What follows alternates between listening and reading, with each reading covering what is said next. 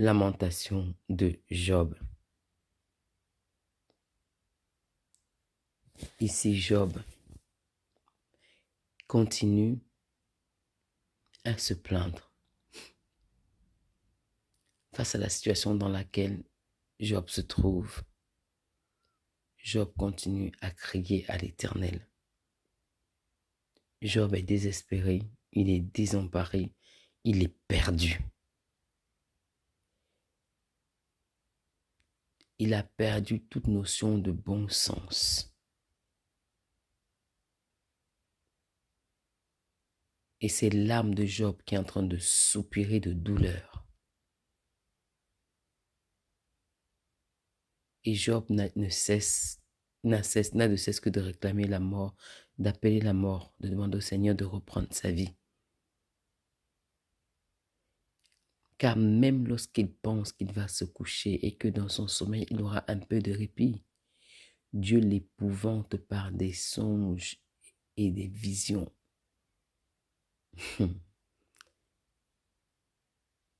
Même lorsqu'il va dormir, il s'endort dans la terreur, il se réveille dans la terreur. Il dort, il a des songes qui le terrifient. Il se réveille, il a des visions qui le terrifient. C'est terrible parfois. Lorsqu'on traverse l'ombre de la vallée de la mort, on peut se plaindre au Seigneur. On peut se plaindre au Seigneur. Comme Job dit, mes os sont brisés au-dedans de moi. Parce qu'on a l'impression que nos os se brisent en nous. Alors on crie et on hurle à Dieu. Ce matin, j'ai envie de dire à quelqu'un,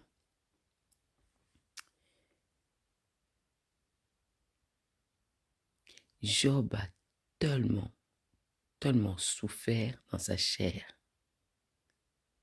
Le Seigneur a éprouvé Job à une telle hauteur. C'est un enseignement pour nous en fait ici. Que même dans les visions, Job était éprouvé. Dans les songes, Job était éprouvé. Il n'avait aucun répit. C'est un enseignement pour nous ce matin. Le Seigneur nous montre ici là jusqu'où il peut éprouver un homme. Le Seigneur n'est pas seulement en train d'éprouver la chair de Job, il est en train d'éprouver l'esprit de Job. Je ne sais pas si quelqu'un entend. Parce que quand on parle de songe, quand on parle de vision, c'est l'esprit qui est éprouvé. La chair est éprouvée par des croûtes, des pustules, des maladies, de la gale et tout ce qui s'ensuit. Et l'esprit est éprouvé par des songes épouvantants, terrifiants et des visions terrifiantes.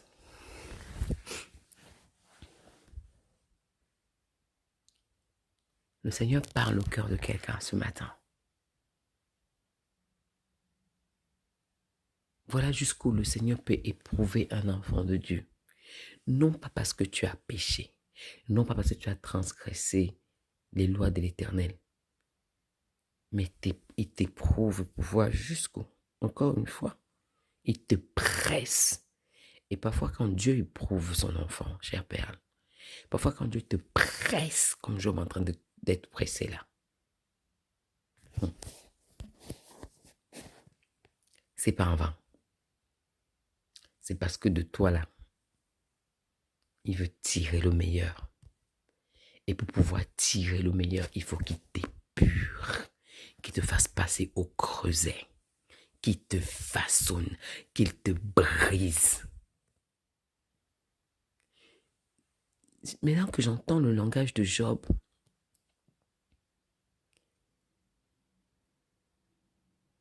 je comprends une chose ce matin. C'est qu'en Job, il y avait encore des choses que le Seigneur voulait travailler. En Job, il y avait encore des choses que le Seigneur devait arracher. Dans la vie de Job, quelque part, il y avait encore des livrets que Job lui-même ignorait. À partir du moment déjà où Job lui-même dit qu'il n'a jamais péché, il y a déjà un problème. À partir du moment où Job dit qu'il ne commet pas d'iniquité, il n'a jamais commis d'iniquité, il y a déjà un problème. À partir du moment où Job dit qu'il a toujours été juste devant la face de l'Éternel, il y a déjà un souci. Je ne vois pas l'humilité. Le Seigneur appelait David l'homme selon son cœur. Pourquoi David reconnaissait qu'il était pécheur? Il reconnaissait qu'il était pécheur et qu'il ne méritait rien. Et il criait pour que Dieu lui accorde sa faveur. Job ici, là, il dit qu'il est juste et que ce qu'il vit est injuste. Quelqu'un va me dire, mais oui, c'est normal que David reconnaisse qu'il est pécheur parce que, de toute façon, n'avait-il pas commis l'adultère avec Bathsheba? Avec Bathsheba? Et j'ai envie de t'inviter à relire toute l'histoire de David. David n'a pas reconnu seulement qu'il était pécheur, seulement quand il a péché contre Bathsheba. David s'humiliait constamment devant la face de l'Éternel, recherchant sa face à chaque instant, interrogeant Dieu dans tout ce qu'il devait faire sur le comment quand.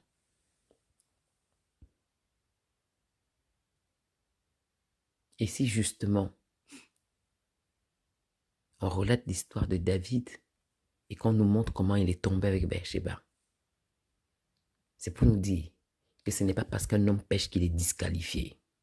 C'est pour nous dire que ce n'est pas parce que toi, Perle, tu trébuches et que tu tombes que tu es disqualifié. C'est pour nous dire que quelqu'un peut tomber et se relever et devenir une perle selon le cœur de Dieu. Et devenir un serviteur selon le cœur de Dieu. Pourquoi est-ce que le Seigneur appelait David l'homme selon son cœur? Parce que Dieu a éprouvé David. Et vous savez à quel moment Dieu éprouve David? Quand Dieu lui reprend le fils qu'il a conçu dans l'iniquité, le fils qu'il a conçu dans le péché. Et que David, au lieu de se plaindre, bénit l'Éternel. Là, David aurait pu se plaindre, malgré son péché. Mais Dieu, comment tu peux enlever la vie? Comment tu peux reprendre une vie? Toi qui donnes la vie, comment tu peux l'enlever?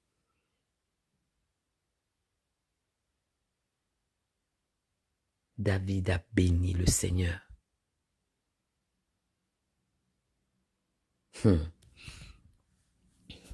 Ce matin, voici ce que j'entrevois. Lorsque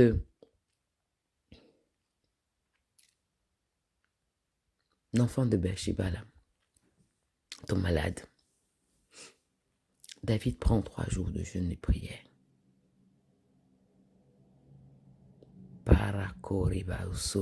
Il est en train de parler à l'Éternel.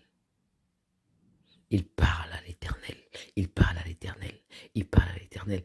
Et j'ai envie comme ça d'entrer dans le secret de cette conversation, de cet échange entre David et Dieu pour comprendre les enjeux. Qu'est-ce qui se joue? David est en train de dire à Dieu, prends-moi tout, mais ne me retire pas ton Saint-Esprit. Il n'est pas en train de prier pour que Dieu sauve l'enfant. Il est en train de dire au Seigneur, prends-moi tout, mais ne me prive pas de ta présence. Prends-moi tout, mais ne m'enlève pas le Saint-Esprit. Lave-moi de mon iniquité, mais que mon âme vive devant ta face. Lave-moi de mon péché, mais que mon âme vive devant ta face. Que ma vie compte pour toi.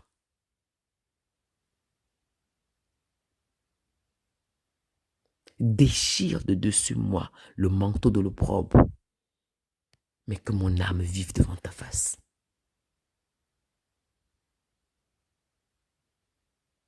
Dans cette situation dans laquelle je me trouve, là où je suis tombé, Seigneur, fais ce qui te semblera bon et juste pour que mon âme soit sauvée. J'aimerais que mon âme à nouveau compte pour toi, que ma vie à nouveau ait du prix, Seigneur, pour toi.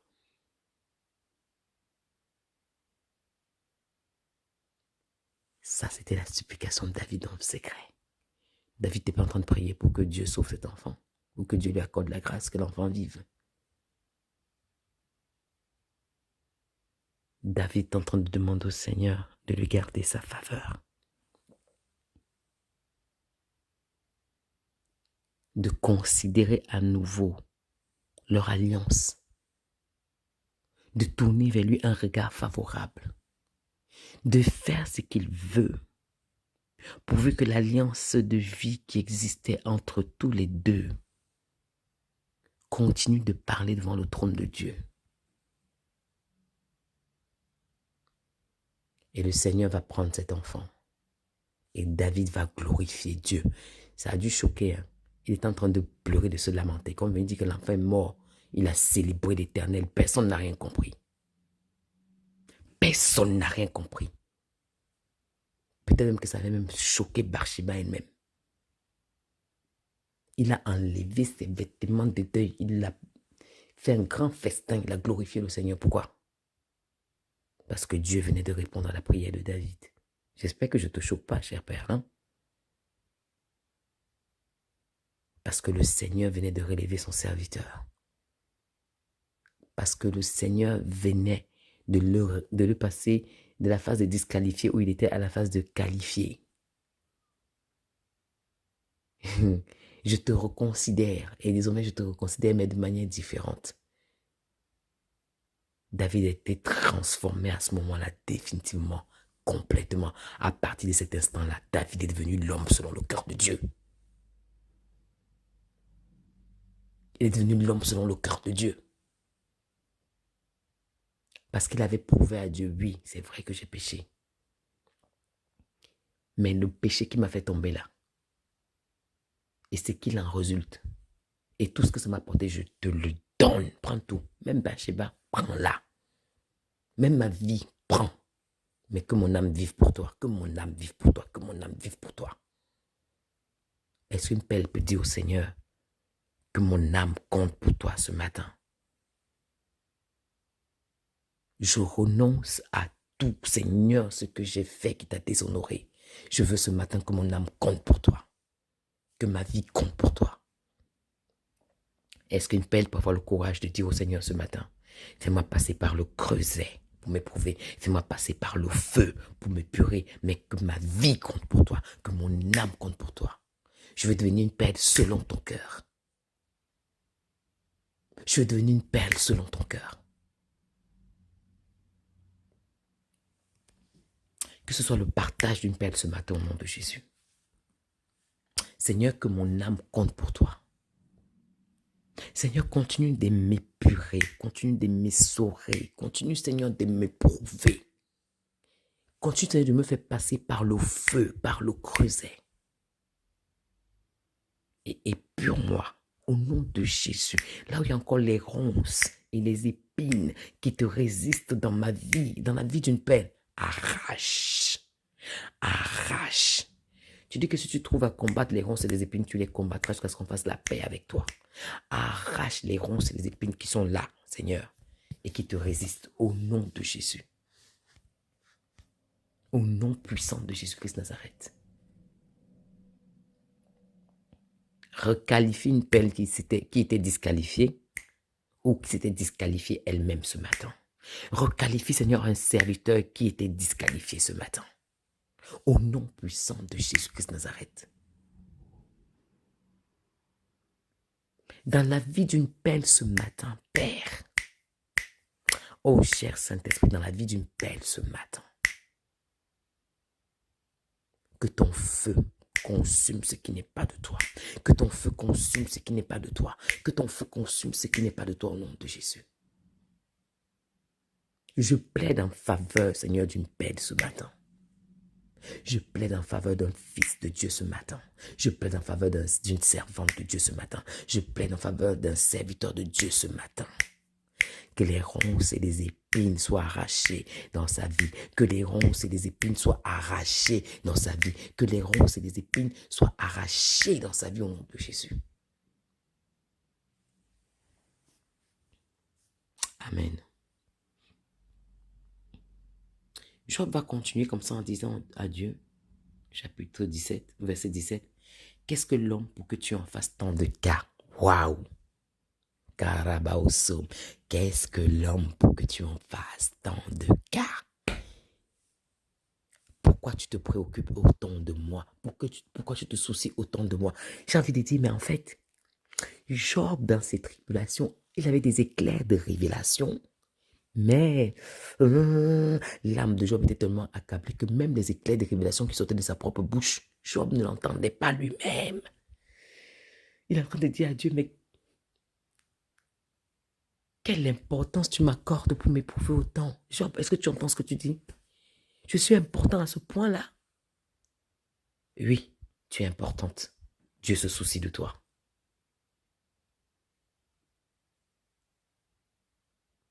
Pour que tu daignes prendre garde à lui, pour que tu le visites tous les matins, pour que tu l'éprouves à tous les instants. Quand cesseras-tu d'avoir le regard sur moi? Quand me laisseras-tu le temps d'avaler ma salive? Qui est cette perle? Pour que tu te soucies autant d'elle, pour que tu aies des regards constamment tournés sur elle, pour que tu l'éprouves tous les matins. On aime souvent dire, l'Éternel renouvelle ses bontés tous les matins. Alléluia, amen. Dans le renouvellement des bontés de l'Éternel tous les matins, il y a aussi les épreuves de Dieu qui sont aussi renouvelées tous les matins. Et tu sais pourquoi, cher Père? Pour fortifier ta foi. Pour fortifier ta foi. Si Dieu ne t'éprouve pas, comment ta foi va grandir? Si Dieu ne t'éprouve pas, comment tu vas cultiver ta confiance en Dieu? Si Dieu ne t'éprouve pas, comment tu vas chercher sa face?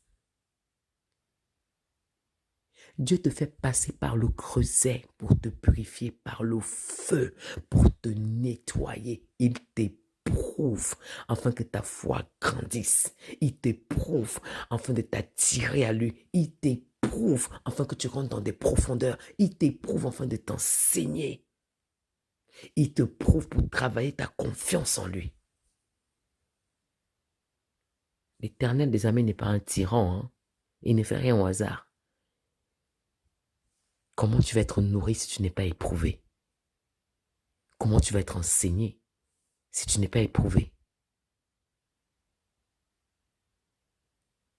L'épreuve et les tribulations par lesquelles un enfant passe, un enfant de Dieu passe, sont source d'enseignement et d'instruction. C'est dans l'épreuve que le Seigneur t'enseigne. C'est dans l'épreuve que le Seigneur te parle. C'est dans l'épreuve que le Seigneur fortifie ta foi. C'est dans l'épreuve que le Seigneur se révèle à toi. Et c'est dans l'épreuve que l'Esprit de Dieu te révèle qui tu es.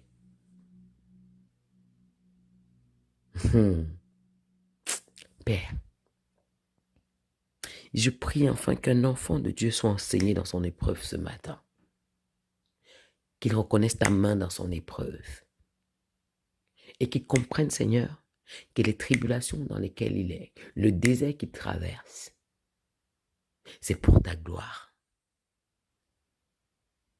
Qu'un enfant de Dieu comprenne ce matin que ce chemin tortueux, rocailleux, ce désert dans lequel il n'y a aucun oasis, aucune aire de repos, aucune petite source ni rivière, est l'épreuve de Dieu pour la stabilité que le Seigneur a préparée pour lui. Waouh! Pour l'accomplissement de la destinée que le Seigneur a préparée pour lui. Dans le nom de Jésus-Christ, je déclare que la lumière se fasse jour dans l'esprit d'un enfant de Dieu ce matin, dans l'esprit d'une perle ce matin au nom de Jésus. Au nom puissant de Jésus, excusez-moi.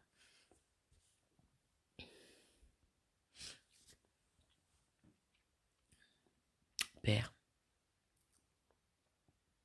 j'aime bien comment Job termine ici. Hein. Je vais me coucher dans la poussière, tu me chercheras et tu ne me trouveras pas.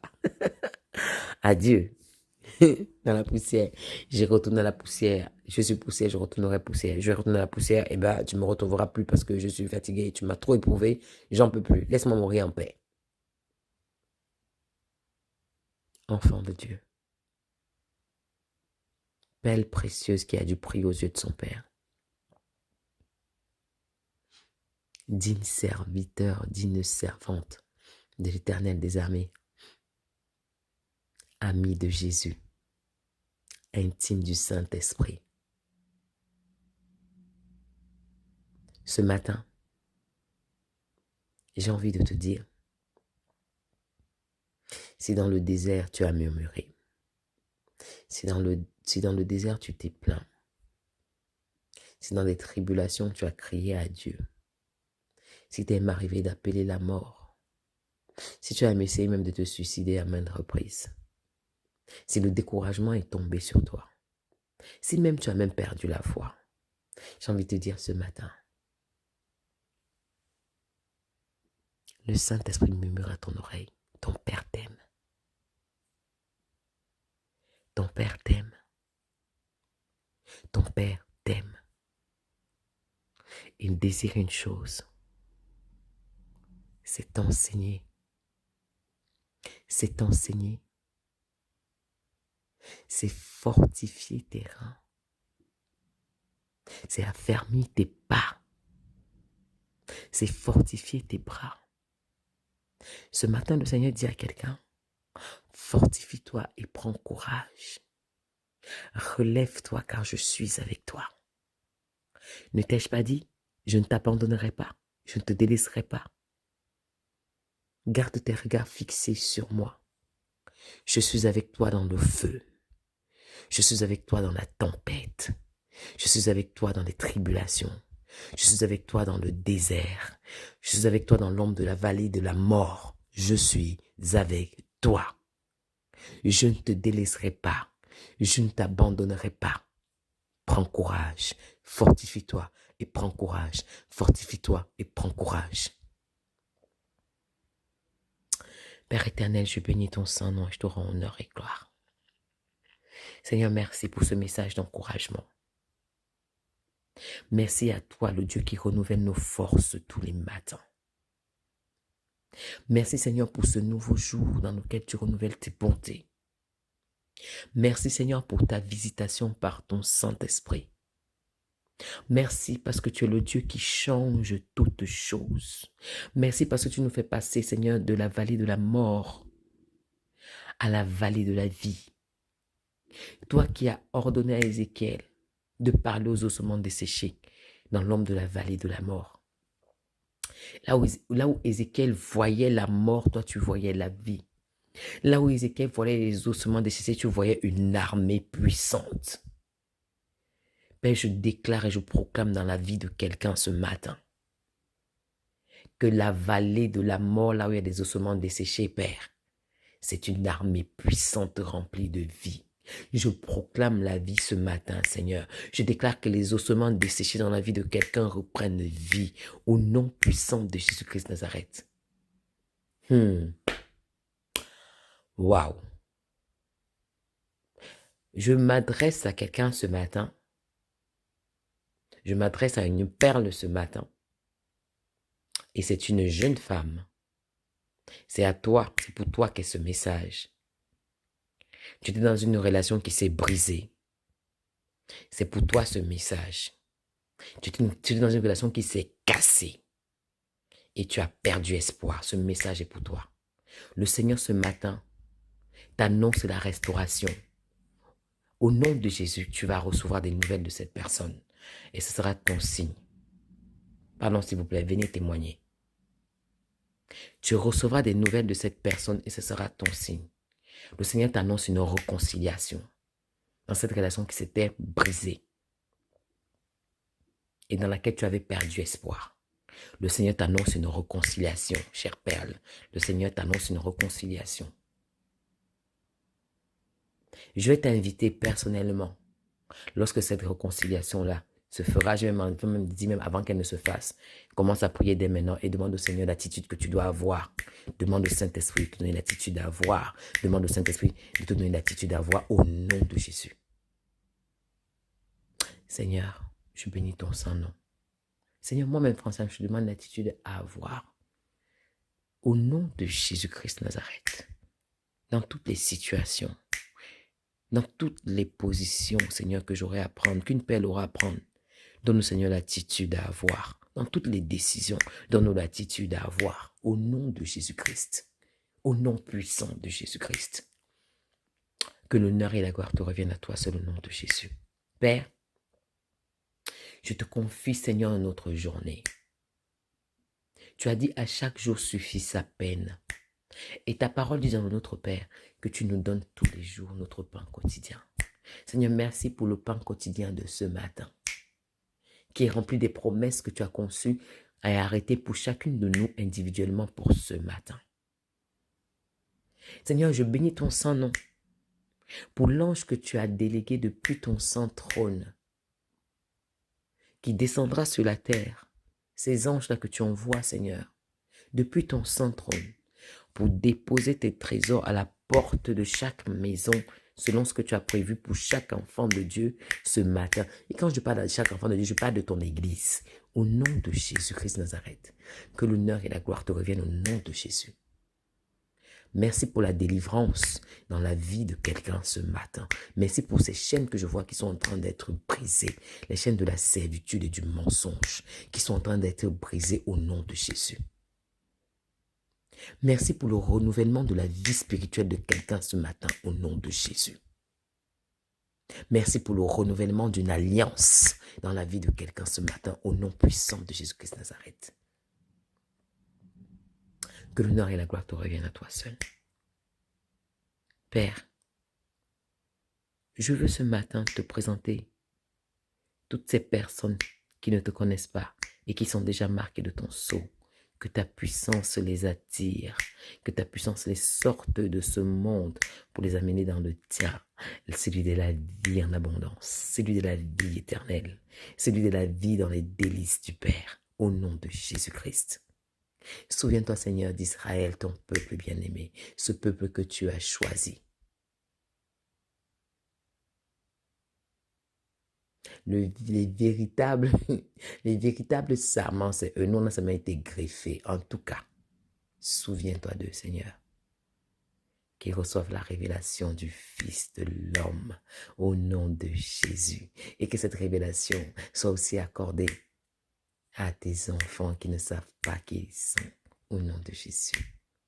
Béni sois-tu l'Adonai de mon cœur. Sois glorifié, mon Elohim. Dans le puissant nom de Jésus, j'ai prié. Amen, amen. Très belle journée les perles. Que la grâce et la faveur de Dieu s'attachent à vos pieds ce matin et vous précèdent partout où vous irez et dans tout ce que vous ferez. Dans le nom de Jésus, j'ai prié. Amen.